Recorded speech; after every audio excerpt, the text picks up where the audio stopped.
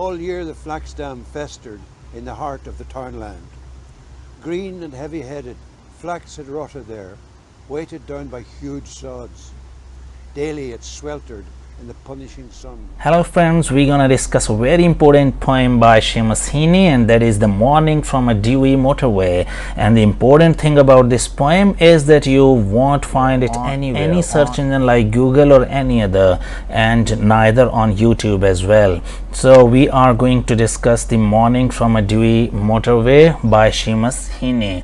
ये जनाब Seamus Heaney साहब का लाइफ स्पैन आ गया, आप देख सकते हैं 1939 to 2013. One of the most important poems, greatest and most popular English poets हैं जी ये 20th सेंचुरी के, लेट 20th सेंचुरी है, और he continue to write into the current century. इस सेंचुरी, इस मिलेनियम में भी इन्होंने लिखना जारी रखा. He was also the best loved of group of Irish poets. Ireland के जिन शायरों से मोहब्बत किया आयरिश लोगों ने, उनमें से एक Seamus Heaney भी हैं, who came to prominence in the second half of the 20th century. में ये मशहूर होना शुरू हुए सेंचुरी के एंड पर, 1990s में स्पेशली ये मशहूर होना शुरू हो गए थे, और बहुत पॉपुलैरिटी इन्होंने स्पेशली आयरलैंड में हासिल कर ली थी. अगर ये पोइम आती है, अगर कोई और Seamus Heaney की पोइम लाइक एक्सपोजर आती है या नेचुरलिस्ट या कोई भी वटएवर, तो आप ये तारुफ जो मैं यहाँ तक आपको दिखा रहा हूँ, यहाँ तक आप लिख सकते हैं.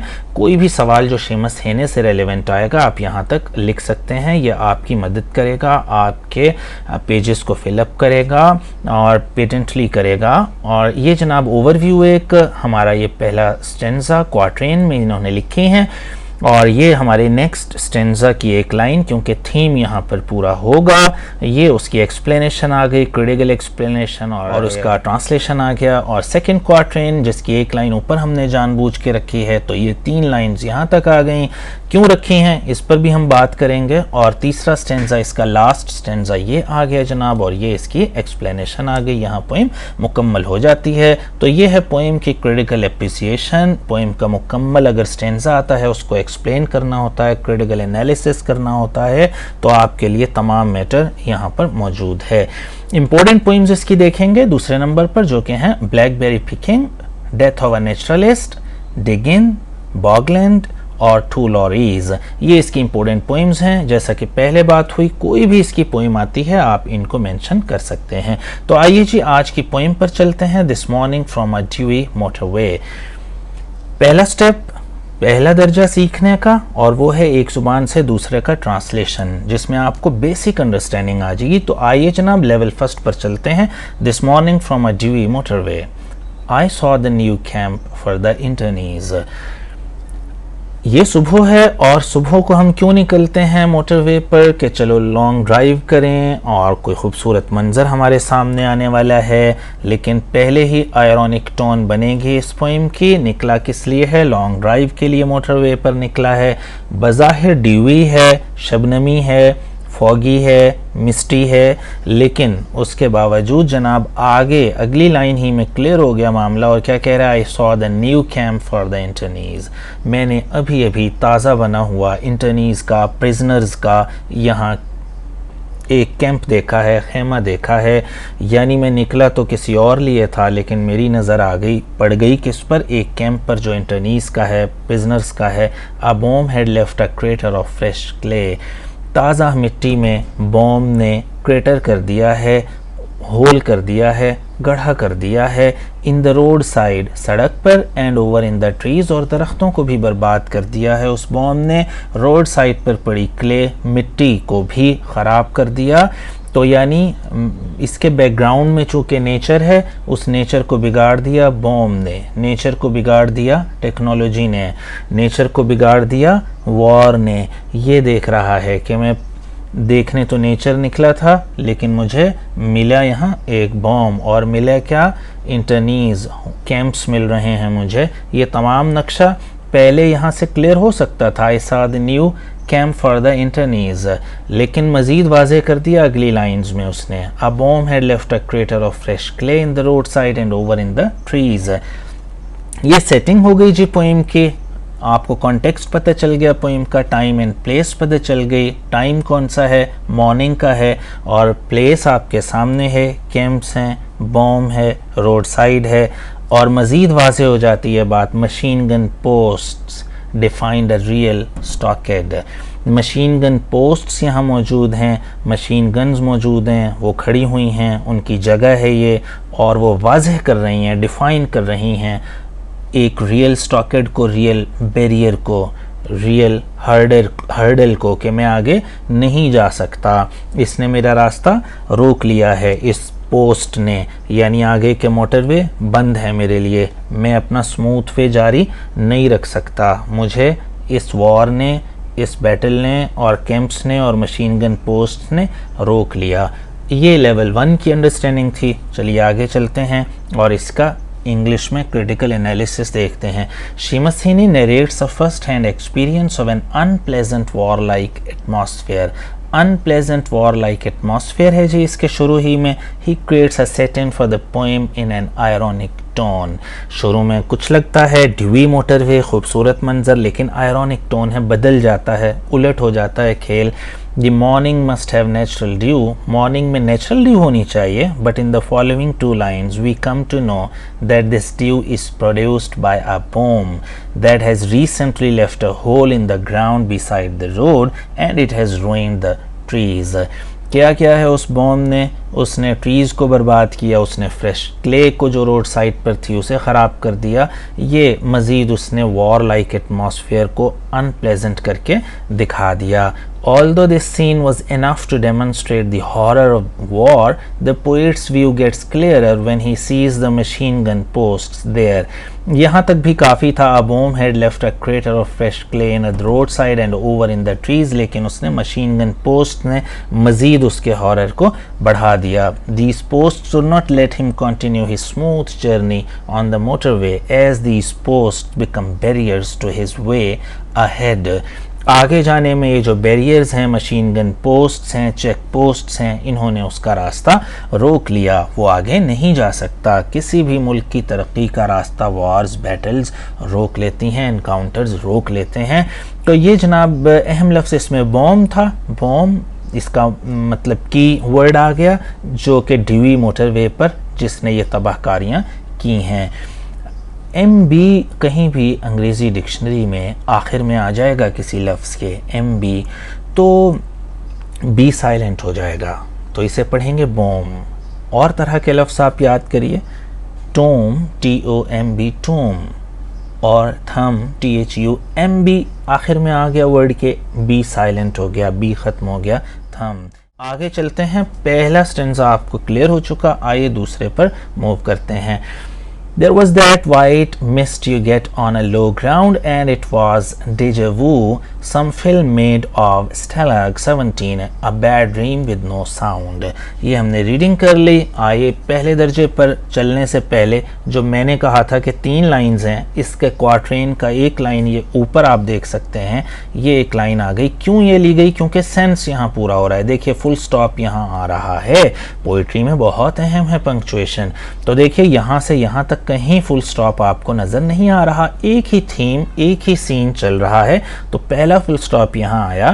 तो पोइट ने भी ये दिखाने की कोशिश की कि मेरी सेटिंग यहाँ तक होगी पोएम की, फुल स्टॉप। अब आगे अगली बात शुरू करेगा, अगला सेंस शुरू होगा।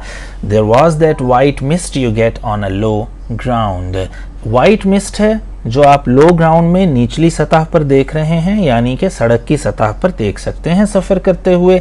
And it was deja vu, some film made of Stalag 17, a bad dream with no sound. अगला मंजर, और अगला मंजर हाईलाइट किया गया है डेजा वू को, और सॉन्ग भी आप सुन सकते हैं डेजा वू के मुताबिकत में। बहुत सारे सॉन्ग्स आपको यूट्यूब पर मिलेंगे। डेजा वू है क्या? ये फ़िलॉसफ़ी डेजा वू कि हमें कोई चीज़ देख के ऐसा लगे कि हमने ये चीज़ कहीं पहले भी देख रखी है। ये एक पूरी फ़िलॉसफ़ी है, हम उसकी बात तो अभी नहीं कर रहे, लेकिन डेजा वू अंडरस्टैंड करने के लिए आपके इतना काफ़ी है कि कभी कोई चीज़ हम पहली बार कहीं गए हों, कश्मीर गए हों, सवात गए हों, कहीं भी गए हों, लेकिन देख के ऐसा लगे कि शायद हम ये पहले भी देख चुके हैं, हम पहले भी यहाँ आ चुके हैं। इस फिलॉसफी को कहते हैं डेजा वू। इसके डिग डीप तो हम अभी नहीं कर रहे, जगह नहीं है, लेकिन आप इसको समझने के लिए यूँ समझ लीजिए कि ये लो ग्राउंड में मिस्ट है, लेकिन मेरे पास्ट मेमोरीज मुझे ऐसा कह रही हैं जैसा कि मैं ये मंजर पहले भी बहुत बार देख चुका हूँ, पहले भी बहुत सी जंगें हो चुकी हैं, पहले भी ये मंजर मेरे सबकॉन्शियस माइंड में मौजूद हैं। तो मुझे अभी ये देख के नया नहीं लग रहा, बल्कि मुझे बहुत सी चीज़ें और याद आ रही हैं इस मंजर को देख के। कौन से जो ऊपर बयान हुआ है, बॉम्ब को, ट्री को, मोटरवे को, इन सब जंगो जदल की कहानी मेरे जहन में लाइव हो जाती है और मेमोरीज़ मेरी फिर से जाग उठती हैं। और मुझे इसी पस मंज़र में याद आती है स्टेलाग 17, एक मूवी जो वॉर पर, अमेरिकन वॉर मूवी है, वो मुझे याद आती है। और a bad dream with no sound, dreams में साउंड नहीं होती, मुझे बैड ड्रीम्स, मुझे नाइटमेयर्स आते हैं, मुझे ख्वाब आते हैं। तो इस पूरी स्टेंजा में, इस पूरे 3 लाइंस में, यानी हमने देखा कि डेजावू है, उसे मेमोरीज हॉन्ट करती हैं इस मंजर से। माजी के बहुत सारे किस्से, मूवीज़, वॉर मूवीज़ डेजावू के ज़रिए नज़र आती हैं, कुछ ख्वाब नज़र आते हैं जो नाइटमेयर्स से याद आए। यानी एक वाक़या जब हम देखते हैं उससे रेलेवेंट कई सारे वाक़यात हमें याद आते हैं, जुड़ते हैं, और वो असल मंजर में उतना कुछ नहीं होता, लेकिन उस असल मंजर के ज़रिए जो माजी अटैक करता है हम पर, वो ज़्यादा खौफनाक हो जाता है मंजर। आइए इसके एनालिसिस मज़ीद देखें। The first stanza consisted of actual physical world experiences. पहले स्टेंजा में तो जो उसने देखा वो लिख दिया, जो चेक पोस्ट है, जो मशीन गन पोस्ट हैं, यानी जो ट्री है, जो क्ले है, जो होल हुआ है, जो क्रेटर यानी हुआ है, वो सब हैं फिजिकल वर्ल्ड के experiences. The second takes us to the connotations generated by the first stanza. First stanza ने जो कॉनोटेशंस पैदा किए हैं, एंटिसिपेशन, जो ख्यालात पैदा किए हैं, वहाँ आ जाता है दूसरे स्टेंजा में, जो मेमोरीज हॉन्ट करती हैं पहले स्टेंजा के मंजर को देख के, वो दूसरे में बयान हो गई। The harsh past experiences that resemble the same situation make the condition worse। माजी के कुछ वाक़यात इस सूरत हाल को मज़ीद अबतर बना देते हैं। Although the poet had never seen this image before, ये इमेज जो इन 3 लाइन्स में है पहले नहीं देखा, he had seen this before, लेकिन ऐसा लगता है जैसे वो पहले देख चुका है। Deja vu is the concept that says a man sometimes feels that he has met the situation already, although he had never experienced that physically in real। हकीकत में वो चीज़ें नहीं देख चुका होता, लेकिन उसे पहली बार कोई चीज़ देख के ऐसा लगे जैसे मैं इसे पहले ही देख चुका हूँ। The poet also remembers of the sciences in an American war movie, Stalag 17. He sums up the stanza by saying that the unpleasant scene is just like a nightmare full of troublesome scenes without any sound। Conclude करता है stanza को ये कह के कि ये nightmare, खौफनाक ख्वाब की तरह है ये मंजर जिसमें कोई आवाज़ नहीं है। It suggests that the poet does not know who is doing all this. आवाज़ ना होने का मतलब ये है कि कहीं से कोई आवाज़, कोई इशारा, कोई हिंट नहीं है कि ये सब वॉर्स कौन कर रहा है, बैकग्राउंड में कौन से ऐसे थिंक टैंक हैं जो ये सब कुछ कर रहे हैं। कोई इशारा तक नहीं मिलता, आवाज़ तक नहीं मिलती। As there is no hint left, कोई इशारा भी नहीं छोड़ते जंग करवाने वाले कि कौन करवा रहे हैं। ये कहते हैं जी विद नो साउंड, कोई आवाज़ नहीं आती, कोई इशारा कि कहाँ से कोई आवाज़ आए तो हम वहाँ जाएं, कि ये बॉम्ब कहाँ से आया, ये किसने शुरू की जंग, कोई आवाज़ नहीं है। ये नाइटमेयर है, ये बग़ैर आवाज़ों के सीन्स हैं, सिर्फ हम सीन देखते हैं। आँखें थकती हैं, आँखें खौफनाक मंजर देखती हैं, लेकिन आवाज़ कोई नहीं हमें मिलती, इशारा कुछ नहीं मिलता। तो ये सेकंड स्टेंजा था। होपफुली अब क्लियर है आपको सेकंड स्टेंजा। आइए लास्ट स्टेंजा पर चलते हैं। Is there a life before death that's chalked up in Bellis Murphy। Competence with pain, coherent miseries, a bite and sup।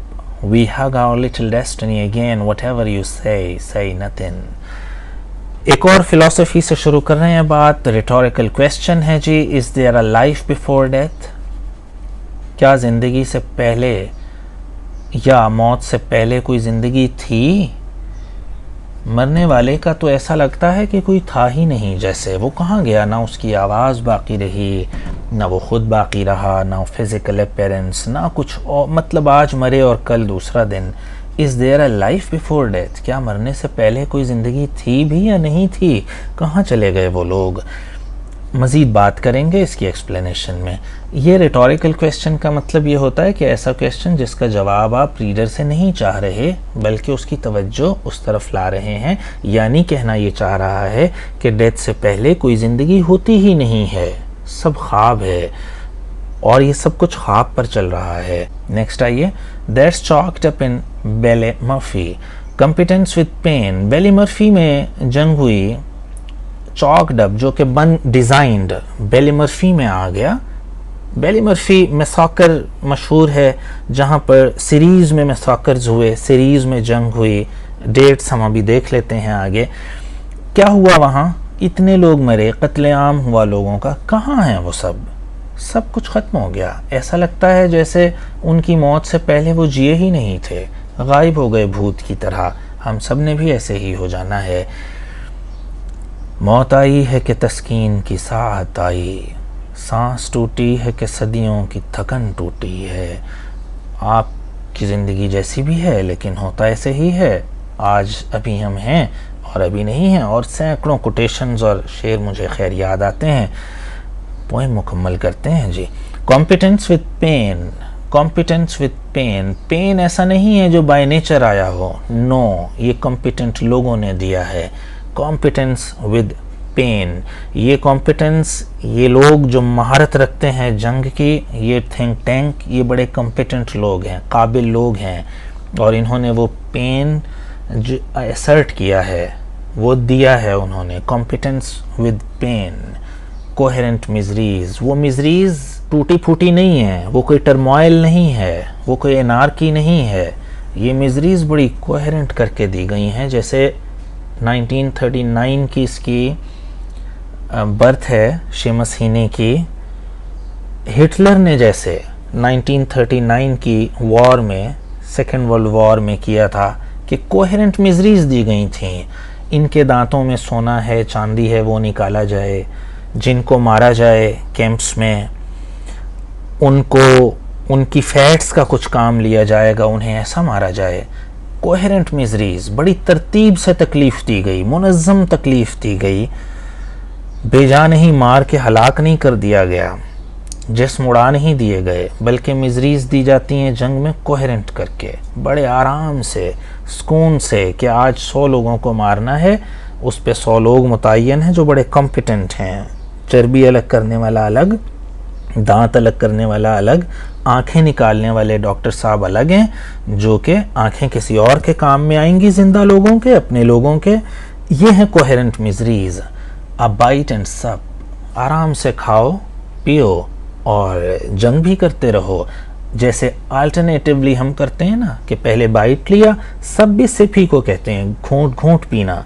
पहले बाइट लिया बर्गर का और फिर सिप की बॉटल, और साथ साथ जंग भी करते रहे। Competence with pain, coherent miseries, a bite and sup, यानी ये सब चीज़ें साथ साथ चल रही हैं। यानी इसने बज़ाहिर दो पैराडॉक्सेस एंटीथीसिस किया, यानी ऑक्सीमोरॉन मिलाया आपस में कि पेन और कॉम्पिटेंस साथ मिलाया, कोहेरेंट मिजरीज को साथ मिलाया, बाइट एंड सब को साथ मिलाया कि ये सब एक ही वाक़े के मुख्तलिफ रुख हैं। ये तीनों एक ही वाक़े के मुख्तलिफ रुख हैं। खाते पीते रहो और लोगों को मारते रहो। We hug our little destiny again, दोबारा हमने अपनी किस्मत से हाथ मिला लिए, गले मिल लिए। हम जैसे थे फिर से वैसे ही हो गए, कोई तब्दीली नहीं आई, जंग रुकी नहीं, सब कुछ होता रहा। फिर दोस्ती के हाथ बढ़ाए जाते हैं अपने दुश्मनों से। हो सकता है फिर जापान और अमेरिकन एक हो जाएं, एक हैं, अब एक पेज पर हैं। ये सब कुछ चलता है। हम दोबारा से अपनी किस्मत को गले लगा लेते हैं कि जो हुआ सो हुआ, आगे चलते हैं। यही अलमिया है इंसानियत का कि वो फिर भी चलती रहती है। वट एवर यू से नथिंग, आप कुछ भी कहते रहें, शायर कुछ लिखते रहें, नावल नगार कुछ कहता रहे, से नथिंग, रिज़ल्ट नथिंग, कुछ भी नहीं होने वाला। जंगो जदल इंसान की फितरत में ऐसा लगता है जैसे कि शामिल है, ये चलता रहेगा, चलता रहा है हमेशा से। तो वट एवर यू से, आप कुछ भी कहते रहें, ऐसी कितनी नज़में कहते रहें जंग के ख़िलाफ़, लेकिन फिर भी ऐसा होता रहता है। से नथिंग, ऐसा लगता है तुमने कुछ भी तो नहीं कहा।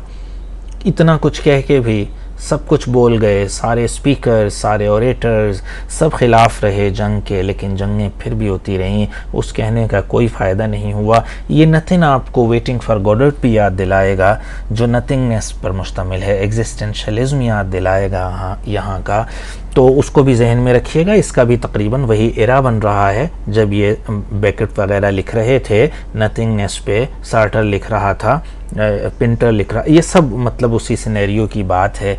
The poet ask rhetorical question, आइए इसका क्रिटिकल एनालिसिस देखते हैं।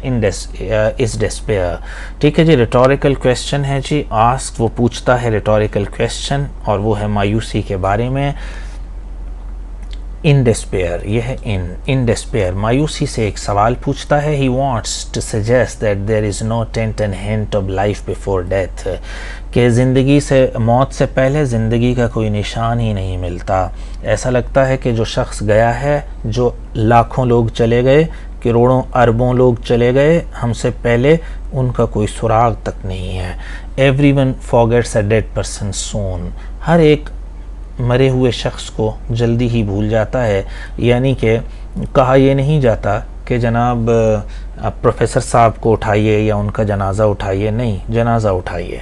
ये नहीं कहा जाता अदील साहब को उठाइए, नहीं, मुर्दे को उठाइए, इनको उठाइए। एकदम सब टैग्स, सब लेबल्स, अननेसेसरी थिंग्स सब सिफर हो जाती हैं। सब कास्ट, क्रीड, आपका कस्टम सब सिफर हो जाते हैं। तो कह दे जी मरे हुए शख्स की सब लवाजमात भुला दिए जाते हैं। It seems that he had never been alive, ऐसा लगता है वो कभी ज़िंदा ही नहीं था। It was proved in Ballymurphy में, ये वाज़ेह हो गया था। The Ballymurphy massacre was a series of incidents between 9 and 11 August 1971। तो ये एक कत्लेआम का सिलसिला था जो जारी था। This was a systematic war in which the murders were competent and capable. Murders बहुत कॉम्पिटेंट थे, बहुत काबिल थे, यहाँ competence with pain. So this misery was not from God, खुदा की तरफ से नहीं थी इंस्टेड, बल्कि some skilled killers organized it, कुछ माहिर किलर्स ने ऑर्गेनाइज किया था। It was organized in such a way that some person takes bite and then takes a sip to digest that bite, कि पहले कुछ खाया जाए और फिर उसे हजम किया जाए। और ये सब कुछ ख़त्म भी, निशानात ख़त्म कर दें कि जंग कभी हुई भी थी, कभी यहाँ ज़िंदगी दौड़ती भी थी, कभी यहाँ ज़िंदगी रक्स कुना भी थी, सब भुला दिया गया। The process goes on smoothly, ये सब कुछ बड़े आराम से जारी हो सारी है आज तक।